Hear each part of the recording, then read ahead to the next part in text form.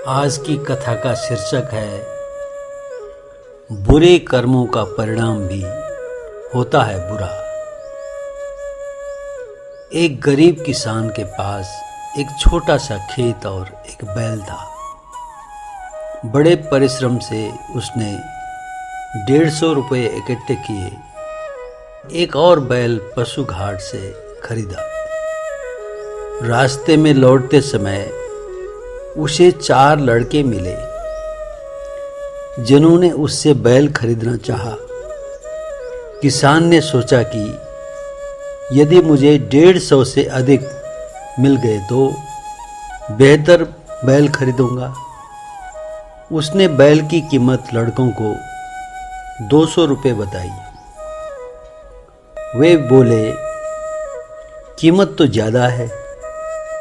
किसी समझदार व्यक्ति को पंच बनाकर फैसला करा लेते हैं।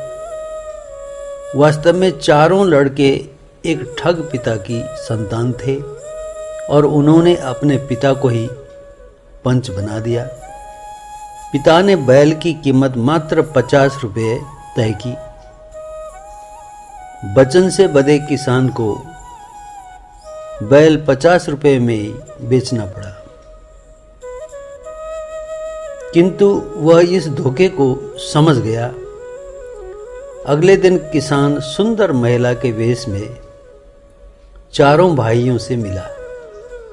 उन्होंने विवाह की इच्छा व्यक्त की।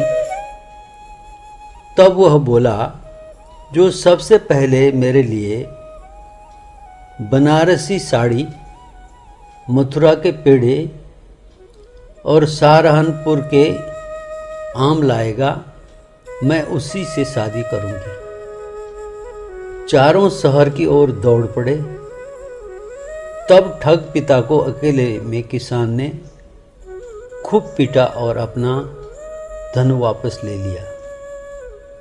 चारों लड़के वापस लौटे तो पिता को बेहाल पाकर मन महसूस कर रह गए, क्योंकि किसान का पता तो जानते ही नहीं थे। अगले दिन किसान हकीम बनकर वृद्ध ठग की चोटों का उपचार करने पहुंचा और लड़कों को 4 जड़ी बूटी लाने के लिए भेज दिया। इस बार उसने ठग की पिटाई कर अपना बैल छुड़ा लिया। चारों भाई लौटे तो पिता को और बदतर अवस्था में पाया। अब उन्होंने प्रण ले लिया कि कभी किसी के साथ ठगी नहीं करेंगे। इस तरह एक मामूली किसान ने ठगों को अपनी समझदारी से सुधार दिया। तो इस कथा का सार वस्तु यही है कि कर बुरा तो हो बुरा, कर बुरा तो हो बुरा, कर भला तो हो भला, अंत भले का भला। तो जिसने जैसे कर्म किए हैं उसको उसके परिणाम भोगने ही पड़ते हैं। ये संसार एक कर्म क्षेत्र है।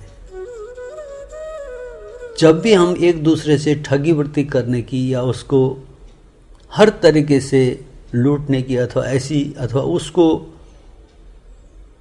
दुरुपयोग करने का हम सोचते हैं, तो उस समय हमें सोचना चाहिए, कर तो मैं दूसरे के लिए रहा हूं, पर मुझे ही इसका प्रतिफल भोगना पड़ेगा। अगर इस प्रकार की समझ हमारे में आ जाए, जैसा बोऊंगा वैसा ही मुझे काटना पड़ेगा, वही मेरे लिए सबसे बड़ी परेशानी होगी। तो ऐसी समझ से हम सब कर्म करेंगे तो अच्छा करेंगे और अच्छे ही रहेंगे। अच्छे प्रतिफल से हम अपने जीवन को धन्य धन्य बनाएंगे।